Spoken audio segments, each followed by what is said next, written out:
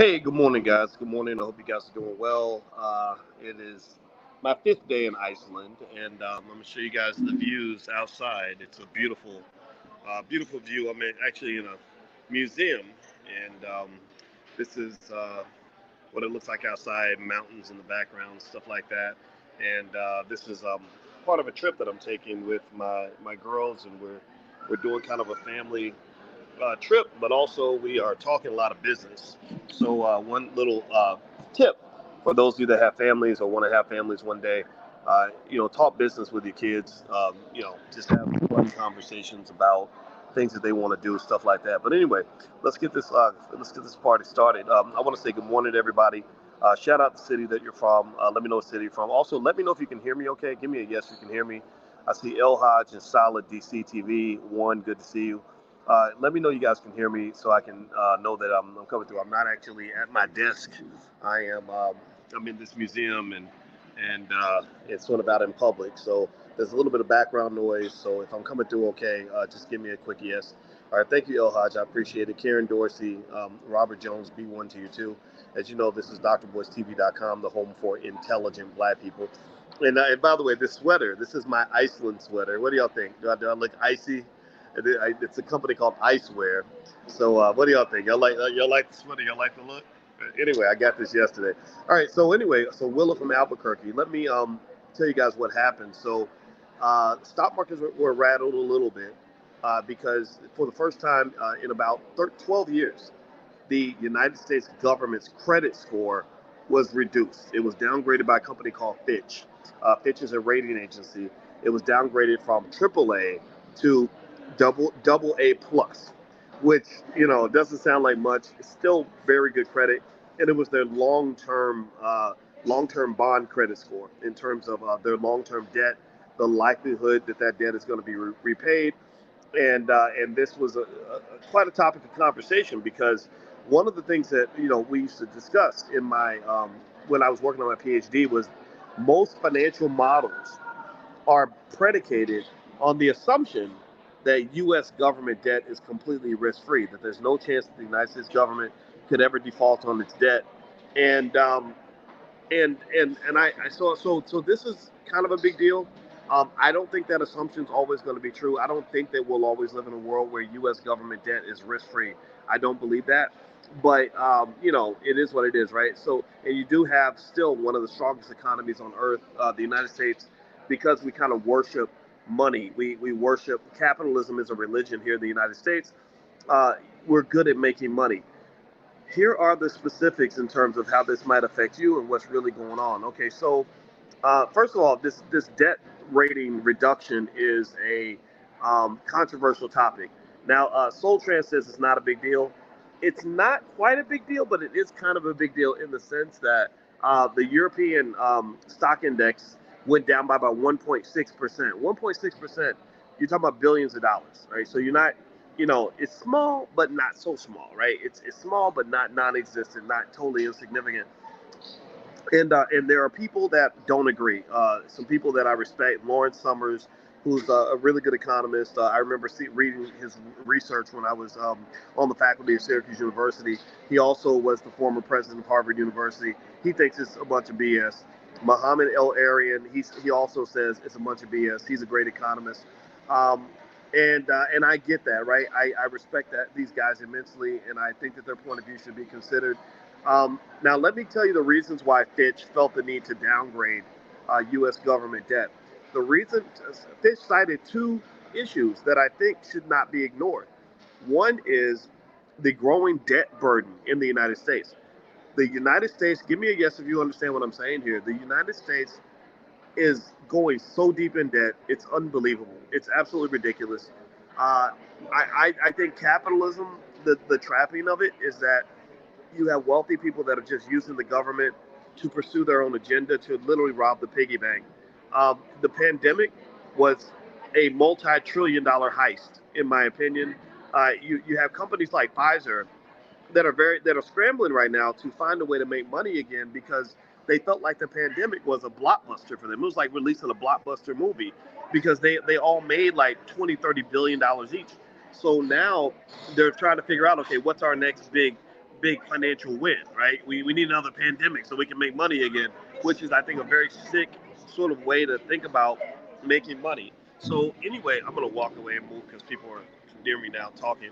Um, so anyway, the debt levels, if you look at debt as a percentage of GDP, it's been growing astronomically. And so, to some extent, we're kind of one crisis away to getting to an even more unsustainable debt level.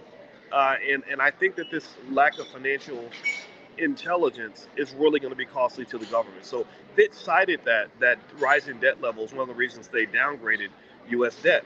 Now, the second thing that they cited, which I think is completely true, is that they cited I think they referred to that as a type of fiscal incompetence or a lack of productive governance in the United States. Basically, that your politicians act like a bunch of crazy ghetto ass children. You know, your politicians, they love to fight. The Democrats and Republicans love the fact that America is divided. They're doing nothing to bring the country together. They don't care about the country. They would rather win the fight than to actually make the government work. You know, and so even though I've talked about some of the lack of unity issues we have in the black community, like the lack of trust we have in black businesses, where every other, you know, I noticed on the internet there's like this competition amongst all these different guys because they're trying to get the biggest YouTube channel. They're all calling each other scammers. You're a scammer. No, you're a scammer. You're a scammer. You're a scammer. And what that does is it makes no one trust anybody. It creates complete chaos, just complete disruption. Fear, uncertainty, and doubt are killers of economic progress. Do you hear me? Like literally, fear, uncertainty, and doubt, aka FUD, are killers of economic progress. So the same way you see this happening, for example, on the internet, is kind of what happens in the government. Republicans don't trust any governmental institution. They just don't, because their leaders have told them that the news, all the news is fake news, except for the news that agrees with you, that institutions are all corrupt. There's always a conspiracy, and that's a problem. And then the Democrats have done just as badly. They've done just as bad of a job. So effectively, what they cited is this horrible lack of constructive governance, and what it creates are these crises where every few years we have a battle over the debt ceiling, and then the Democrats say, you know, we need to raise the debt limit, and then the Republicans say we're not going to raise it unless you cut spending, and then it becomes this standoff. Well, they're saying that one day the standoff is not going to end well. One day things are just going to fall off a cliff because neither side is going to give in. Give me a yes if you understand where I'm coming from when I say I don't see why that's not impossible or why that's impossible. I think that's very possible. I really do. I think that if we have another crisis or two, it could shoot the debt limit back up. They're already talking about the next pandemic. You know, they're already getting everybody ready for the next thing that's going to scare everybody and make people spend money or, you know, get these shots or whatever. And then also, I think that there will be other crises that will further divide the nation. So your probability of greater division, I think, is very, very high. Your probability of some other um, catastrophe or plan. Some people think maybe. Now, I wouldn't say planned emergency. I don't want to be extreme and use a term like pandemic, but some other scenario that politicians manipulate to say, "Oh, we're at war now. Because we're at war, we can do anything we want." I think that's very likely. And what that's going to do is it's going to drive the country further into debt because when there's kind of an emergency, wealthy people and wealthy corporations basically go rob the piggy bank. The pandemic caused massive amounts of inflation. There was money going out everywhere, PPP loans and stuff. Now people are being sent to jail because they were just giving the money away for free, and now they're seeking to hold them accountable when really you should have had safeguards in the very beginning. The debt level's insane because they felt the need to just literally spend without any sort of constraint because, oh well, by God, it's you're saving lives, so you gotta. Yeah, but the probability of death for any one of us was very, very low. And no one ever talked about that. Everyone acted like we were all going to die if we didn't do exactly what Dr. Fauci said immediately. So, long story short, I hear where they're coming from. I hear where they're coming from. And where I would disagree with my respected colleagues, Muhammad El Arian and Lawrence Summers, I wouldn't even disagree. I would just add this as food for thought, is I'd say to them, yeah, maybe based on current projections, this downgrade was perhaps inadequate or poorly timed or not necessary, right? I think Fitch did overreact. I do agree with these guys on that. But what I don't know if everyone's processing is the boogeyman behind the door. Um, we're talking about the knowns, and then we're even talking about some of the unknowns, but we're not really talking about the unknown unknowns. I don't know if that I don't want to talk over everybody's head, so I hope you get that. Let me know if you get what I'm saying. We're talking about things that have happened, some of the things that could happen, but we're not talking about all the things that could happen where we can't even imagine those things happening, right? And I think that has to be factored in. The United States, in my view, is a country that has a really strong economy. The resilience of the economy is what's been causing the stock market to go up, up, up. But you've got a lot of debt crises and other potential political problems that could easily erupt at any moment. We have shown, I think we showed in the pandemic that at least at the governmental level, that we are really fragile, that we will freak out in a minute. We will flip everything. Like everything that you're living, everything about your life right now could change tomorrow, and in the pandemic showed that, right? As soon as that virus kind of hit a certain point, when the NBA canceled the rest of the regular season, everything shut down. Everybody lost jobs. Millions of jobs were lost. Everybody went into Nazi mode where they were telling people that if you don't take this shot, you're going to lose your job. I don't know if those people didn't get their jobs back. A lot of them didn't. They were telling everybody, if you don't get this shot, then you can't even go to your relative's house. Your relatives should abandon you because you're killing people. You're terrible. And all that horrible energy, while it was unnecessary in that situation, what if we ran into a crisis that was really significant? Like, what if there was a virus that killed 10% of the population? If you freak out that much over something that killed a very small number of people, what would you do? And when I say small, I'm talking about percentage-wise. I'm not saying that every death doesn't matter. I'm not saying that at all. But you look at the data. More people die from things like diabetes and heart disease than anything else, and we don't declare a state of emergency for that at all, right?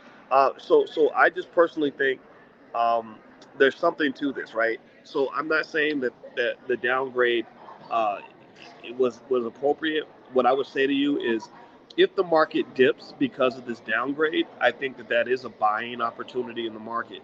The market's kind of slowed down.